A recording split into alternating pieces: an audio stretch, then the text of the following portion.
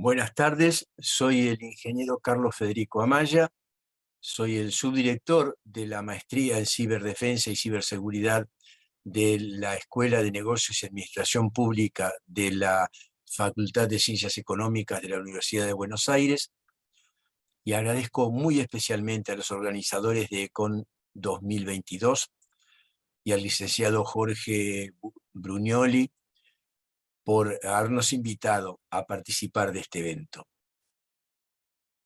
El tema que vamos a desarrollaremos hoy, específicamente, voy a compartir pantalla, es el que están viendo en este momento. La revolución de las tecnologías emergentes de manos del espectro electromagnético. Muy bien. Así como las moléculas de agua y los principios de la hidrodinámica definen el dominio del mar, y las moléculas de aire y los principios de la aerodinámica definen el dominio del aire, el espectro electromagnético y los componentes electrónicos relacionados que se propagan en forma de energía definen el ciberespacio. Esto incluye todas las señales que circulan por el espectro electromagnético, sean teléfonos celulares, internet, radiodifusión comercial, handys de uso en las áreas de seguridad, emisiones espontáneas, rayos X, telecomunicaciones en general, etc. Si un equipo emite, transmite o refleja, quiere decir que está usando un lugar que hoy llamamos genéricamente ciberespacio. Por lo tanto, no podemos ni siquiera imaginar el ciberespacio sin considerar prioritariamente el conflicto electromagnético. Por ello, a lo largo de este encuentro, siempre que consideremos el ciberespacio, estaremos mencionando lo que es ese conflicto electromagnético. El conflicto de hoy no es otra cosa que una evolución lógica de la mano del estudio de los elementos electroquímicos. Y continuamos entonces. Fíjense ustedes, en septiembre de 2006 en los Estados Unidos se definía el ciberespacio como un medio caracterizado por el uso de los componentes electrónicos y el espectro electromagnético para guardar, modificar e intercambiar datos a través de sistemas de redes e infraestructuras físicas relacionadas. En agosto de 2021, el mismo ente gubernamental de los Estados Unidos lo define como un dominio global dentro del entorno de la información que consiste en la interdependencia entre redes de infraestructuras de tecnología de la información y datos residentes, incluido Internet, redes de telecomunicaciones, sistemas informáticos, procesadores y controladores integrados. Las operaciones en el ciberespacio necesitan el uso de enlaces y nodos entre unos y otros, dominios físicos donde se realizan las actividades de apoyo de mantenimiento y logística de esos sistemas. Funciones estas que crean efectos en el ciberespacio que luego se filtran a través de los dominios físicos, utilizando tanto redes y el espectro electromagnético siempre presente. Vemos que en 15 años, de 2006 a 2021, hemos evolucionado en la concepción de lo que entendemos por ciberespacio. En 2006 nos remitíamos solo a componentes electrónicos, el espectro electromagnético, redes e infraestructuras físicas relacionadas, intercambio de datos y basta. En 2021, el año pasado, lo integramos con el dominio global, entorno de información, redes e infraestructuras de tecnología de la información, datos residentes, Internet, redes de telecomunicaciones, procesadores y controladores informáticos, y ¿quién más? El espectro electromagnético. Evidentemente han sumado en estos 15 años el dominio global, el entorno de información, la Internet, el almacenamiento de datos y el procesamiento y finalmente controladores informáticos. Pero han permanecido casi invariablemente las redes, los datos y el espectro electromagnético. Lo que ha evolucionado es la tecnología de los materiales, como dije anteriormente, que hoy conforman el hard de los sistemas, ¿sí? Que nos permiten subir las frecuencias y por lo tanto aumentar los anchos de banda, en consecuencia poder transmitir mayor cantidad de datos por unidad de tiempo y, y en especial a una mayor velocidad, dando origen a los ingenios que se materializan, por ejemplo, en la Big Data, ¿eh? El empleo de técnicas de inteligencia artificial y el nacimiento de la era de la computación cuántica. He podido escuchar en conferencias de personajes mundiales famosos que lo estamos viviendo ahora y lo que vamos a vivir en los próximos años no es casual, ni es algo que a alguien se le haya ocurrido, por ejemplo, el nombre de Web 3.0 o el nombre de metaverso, que es una evolución natural de la Internet. Queríamos ir a interfaces donde el destinatario era lo cognitivo, ¿eh? Que estaba llegando esto a hablar a ejemplos, ¿no es cierto? Nos estaba llevando a hablar con la tecnología, devenida en máquina, ¿eh? Como lo hablamos en como si habláramos con otros seres humanos. Pese entonces a que la tecnología es muy incipiente, estamos hablando de modelos de inteligencia artificial que empiezan a alcanzar la paridad humana con algunas de nuestras destrezas cognitivas, ¿eh? Como hablar o reconocer el lenguaje, pero lo cierto es que la acumulación de tecnología ha sido tan grande que se transforma en una nueva manera de construir servicios digitales.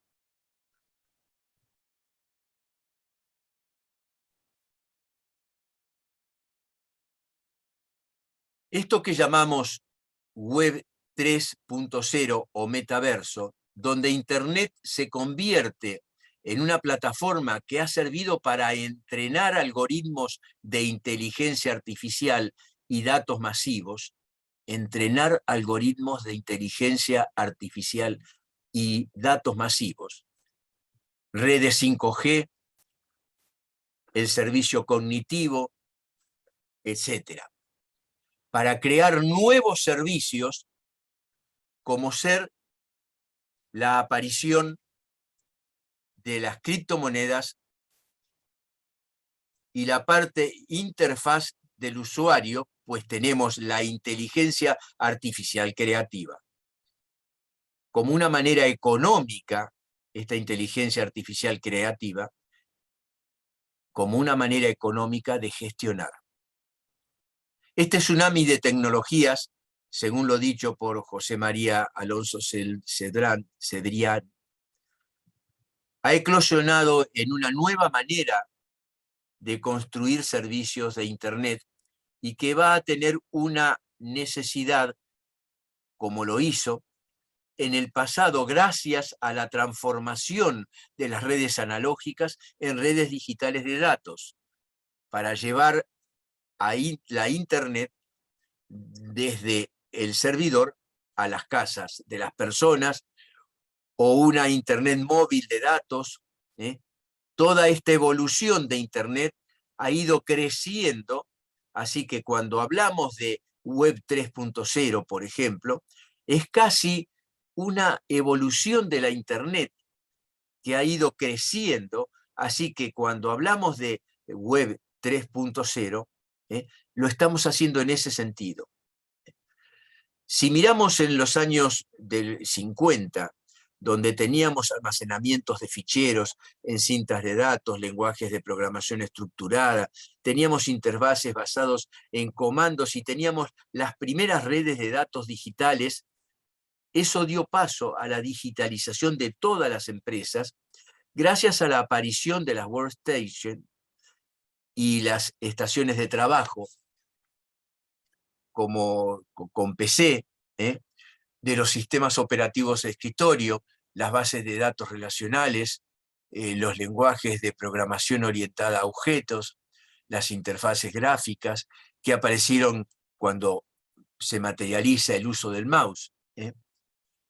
Pasado esta época, llega la web, llega la internet, cuando ya empezamos a hablar de las primeras empresas nacidas digitales, con servicios puramente digitales en ese entorno, y vuelven a cambiar las tecnologías y hablamos de bases de datos ya mucho más complejas. Hablamos de evolución natural de todo lo que hemos visto hasta el momento. Hablamos de inteligencia de negocios, hablamos de cubo solar, hablamos de lenguajes de tercera generación aplicadas a los motores de base de datos. Las aplicaciones pasan a ser un modo de servidores de aplicaciones, toda esa evolución tecnológica que trajo la Internet y donde la interfase pasó a ser nada más ni nada menos que el navegador. Toda esta interacción nos lleva a la web 3.0, que es lo que tenemos hoy. Es esa acumulación de tecnologías a todos los niveles de un servicio digital. Ya no hablamos de programación estructurada o de algoritmos que hacen los programadores, sino empezamos a hablar de inteligencia artificial tomando las decisiones de un servicio digital donde tenemos todas las interfaces cognitivas dentro de nosotros. ¿Quién ha permanecido invariable después de esta cantidad de hipótesis planteadas hasta ahora? Ha permanecido sin cambio y como protagonista el espectro electromagnético. Sentamos aquí la idea de que el ciberespacio incluye la totalidad del espectro electromagnético. Es dable destacar que en 1984, William Gibson inventa el término ciberespacio en su novela futurista Neuromante, donde relata las aventuras de un pirata que recibe la oferta de concretar las andanzas en un ambiente pseudo-tecnológico que era prácticamente inimaginable, donde ya se planteaban conceptos de Big Data, o sea, procesamiento de gran cantidad de datos, dice, a gran velocidad e inteligencia artificial. ¿Sí? ¿Les parece que hagamos un poco de historia? Entonces empecemos. Mucho se ha dicho y escrito sobre las operaciones del espectro electromagnético, pero realmente, ¿conocemos qué es el espectro electromagnético? El concepto casi esotérico que el común de las personas tiene respecto de lo que verdaderamente es el espectro electromagnético. A lo mejor si lo analizamos desde el punto de vista de la ciencia básica, nos será fácil interpretar e imaginar las potenciales amenazas que sobre él pueden producirse y por lo tanto las medidas definitivas a adoptar en cada caso. Comprendemos, como vemos en la diapositiva que se está proyectando en este momento, comprenderemos mejor el verdadero sentido que tienen las acciones dentro de este ambiente, donde el espectro electromagnético se transforma en el protagonista. dado que a lo largo de él, considerando las frecuencias como un eje de ordenadas, de un par de ejes de coordenadas cartesianas, se pueden representar todo tipo de información pasible de ser atacada, infiltrada, perturbada, inhibida e incluso transformada con la fidelidad de engaño o influencia sobre las decisiones o la voluntad del competidor. Hemos pretendido reflexionar sobre la concepción o la comprensión de las acciones relacionadas con el espectro electromagnético, donde la informática, las redes y la transmisión de datos son una parte del escenario protagónico. Por lo tanto, es interesante que tratemos de hacer una abstracción y nos centremos en el análisis sobre la concepción y el significado de lo que pretendemos mostrar. El fenómeno de perturbación electromagnética que nos preocupa, en lo que se da en llamar comúnmente el éter por un medio sólido particular, entendiendo por particular aquel medio que cumple con las condiciones de conductividad eléctrica. La fibra óptica es uno de ellos, el cobre es uno de ellos. ¿Qué es lo que varía entre uno y otro medio cuando yo estoy inyectando sobre ese medio una onda portadora producto de una perturbación electromagnética? Varía el nivel de frecuencia. Y aquí comienza el relato de una pequeña historia contada por mi amiga, la doctora Felicitas Arias. En la misma nos lleva a reflexionar sobre lo que estamos tratando. No es algo nuevo o algo que está por venir. Hablemos del éter, o sigamos hablando del éter, dice, pero no del gas utilizado en los laboratorios cuya existencia es completamente real, sino del concepto desarrollado hace siglos que afirmaba la existencia de un fluido llenando el espacio más allá de la atmósfera de la Tierra. El temor a la nada era razón suficiente para imaginar un éter que llenara todo el espacio, más allá de cualquier objeción. Se trataba de un fluido sutil, sin peso, impalpable, en el cual se propagaban las ondas luminosas. En esa teoría, las ondas luminosas, o de manera general, lo que hoy diríamos parte de la radiación electromagnética, únicamente podía propagarse si existía un medio que lo hacía posible. Para este entonces se pensaba que la luminosidad no podía propagarse en el vacío. La noción de éter tuvo un rol importante en la elaboración de la teoría de los fenómenos electromagnéticos. Es a partir de la teoría de la relatividad restringida que empezó a dudarse de la existencia del éter. El concepto de éter perdió todo rigor científico, pero sin embargo aún perdura en el imaginario popular. Por un lado, somos propensos a utilizar el éter como una forma de referirnos a la propagación de ondas. El concepto de éter ha transitado diversas épocas con significados diferentes, pero finalmente asociados. En la mitología griega,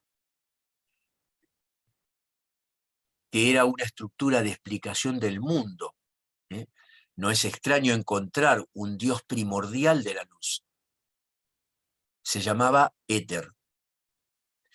En ese caso, fue el dios de los cielos capaz de llenar el espacio sobre el sol y la cúpula del este. El aire de la tierra estaba gobernado por una diosa primordial, la diosa Caos. Pero el aire situado por encima era dominio del éter. Siendo Dios primordial, éter no era personificación humana de un elemento, sino el elemento mismo. Era todo el aire situado entre la tierra y el cielo. El primer éter es Dios. Y paradójicamente comenzamos aquí con los paralelismos que nos fundamentan la evolución del concepto de ciberespacio y quinto dominio. Miren en qué tiempo, ¿no?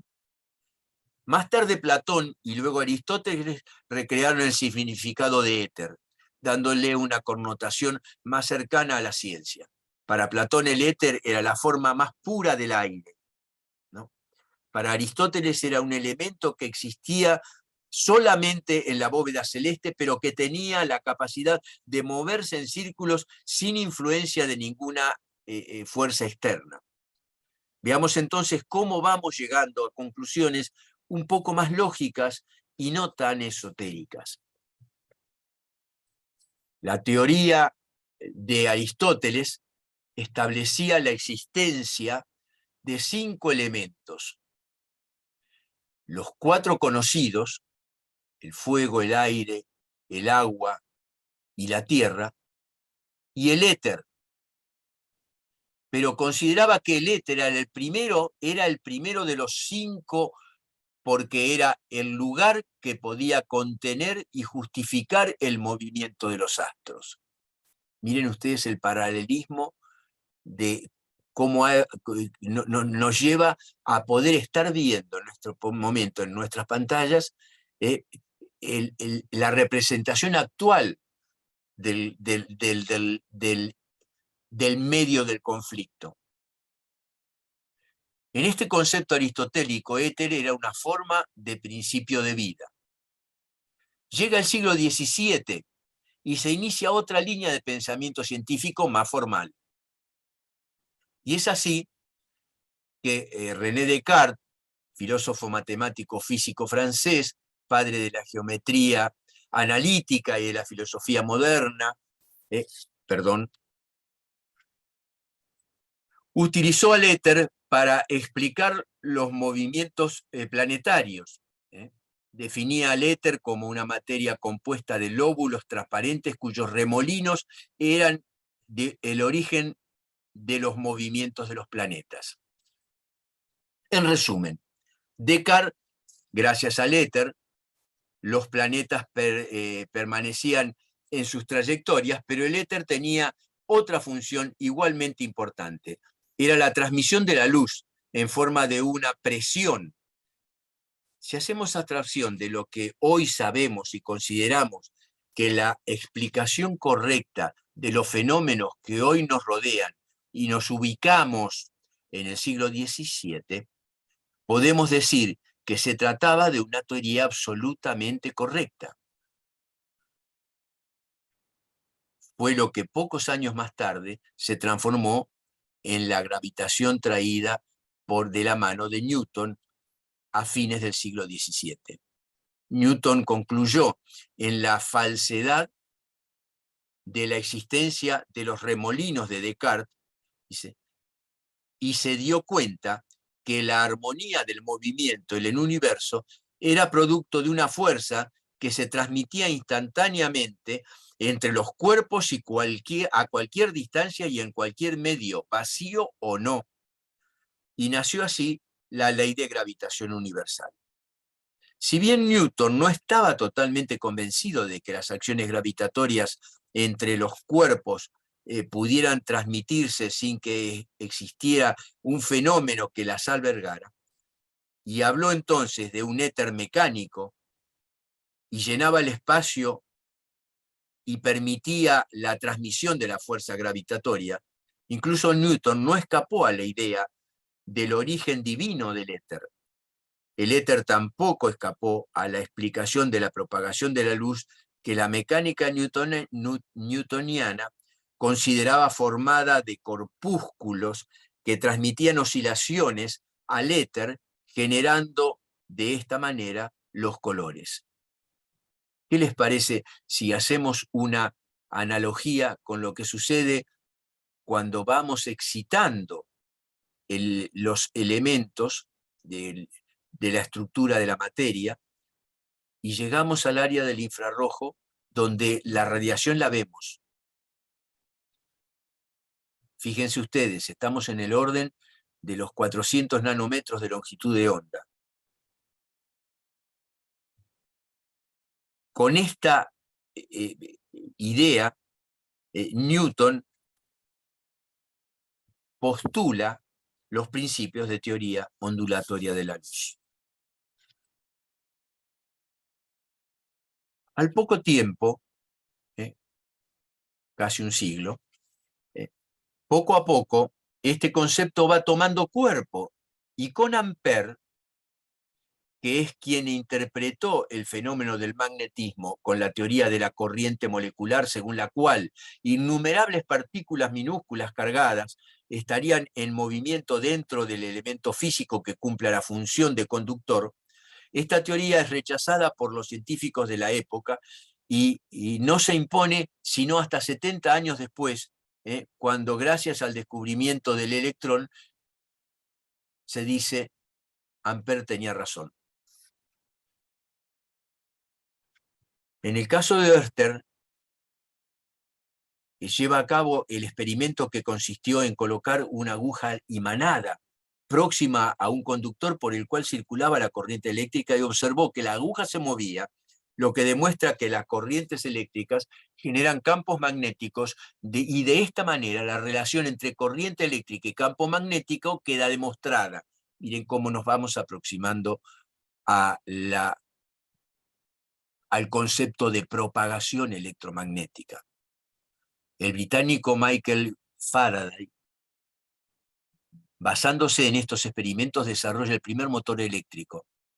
Fíjense que todos están en la misma época. Todos están son todos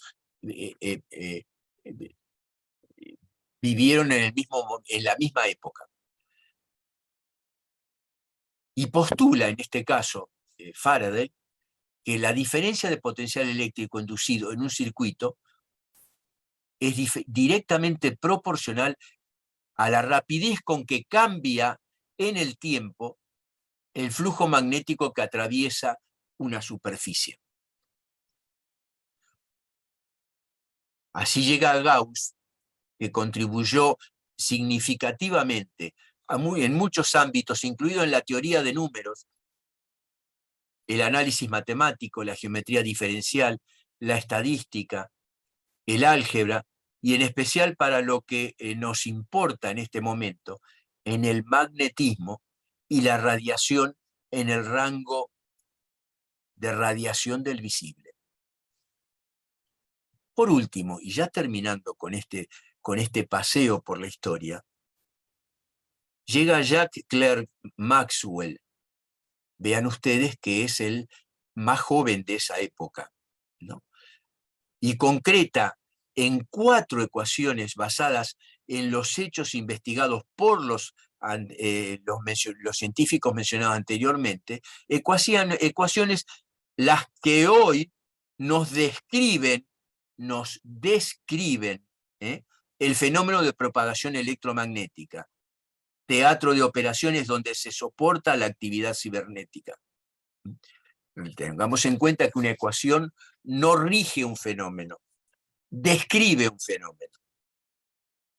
De esta forma, Maxwell nos describe que si un campo eléctrico variable produce un campo magnético variable, y este a su vez produce un campo eléctrico, crea otro campo magnético, y así sucesivamente, debe tener lugar una serie de transformaciones de energía cuando tiene lugar cualquier perturbación,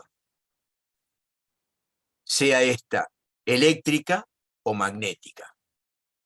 La energía pasa del campo magnético al campo eléctrico y viceversa, dándonos la idea de una perturbación que se propaga. Las ecuaciones de Maxwell conducen entonces al fenómeno que se describe en la ecuación de onda como para demostrar, en principio, que la energía se propaga en forma de onda electromagnética. Es así que la física del siglo XX, ya avanzado, concluyó que el éter no era necesario para explicar la propagación de la energía gravitatoria y las ondas electromagnéticas. Ellas se transmiten en el vacío, pero la búsqueda de explicaciones a los fenómenos que observamos es de esta forma interminable. A principios del siglo XX comenzaron a desarrollarse los sistemas de comunicaciones por radio. Guglielmo Marconi fue el gran impulsor de la idea de utilizar las ondas electromagnéticas para transmitir mensajes. ¿Es posible entonces que nos preguntemos a qué vienen estas historias? Pues si reflexionamos, veremos que el dominio al que muchas veces escuchamos llamar nuevo, para nada lo es. Tiene su historia y ha existido desde siempre.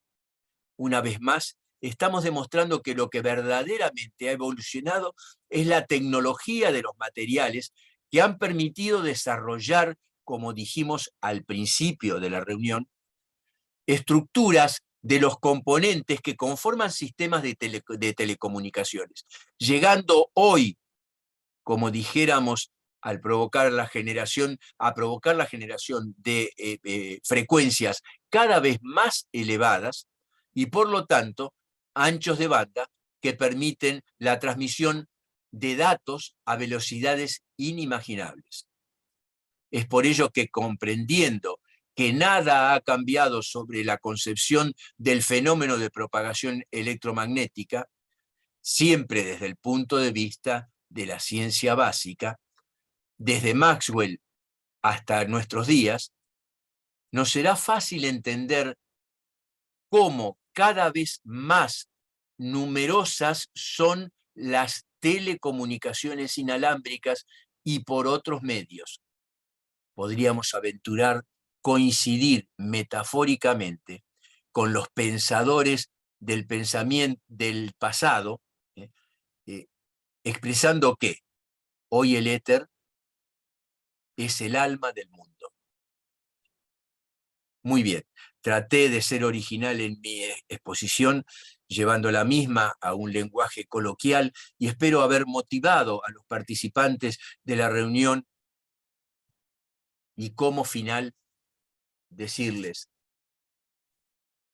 después de muchos años de profesión, después de muchos años de estar encima de lo que es la física y lo que es el fenómeno de las telecomunicaciones, no nos olvidemos que en nuestro ámbito lo importante no es estar en la cresta de la ola de la tecnología, porque nuestra función es la de gerenciar, es la de llevar adelante una empresa.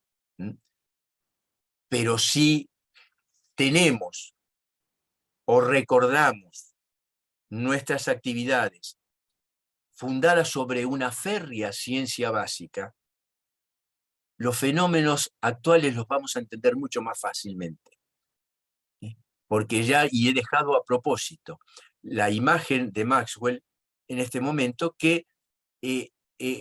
cuyas descripciones, ¿no?, de lo que sucede dentro del espectro electromagnético en esas ecuaciones que dejó para la posteridad, no han variado. Varían los parámetros en función de no tanto del desarrollo del software, que no deja de ser un ingenio, no ingeniería, un ingenio muy importante por parte de los programadores, pero no olvidemos que eso no es posible, señores, si como en algún momento dijo Churchill, desenchufo la máquina.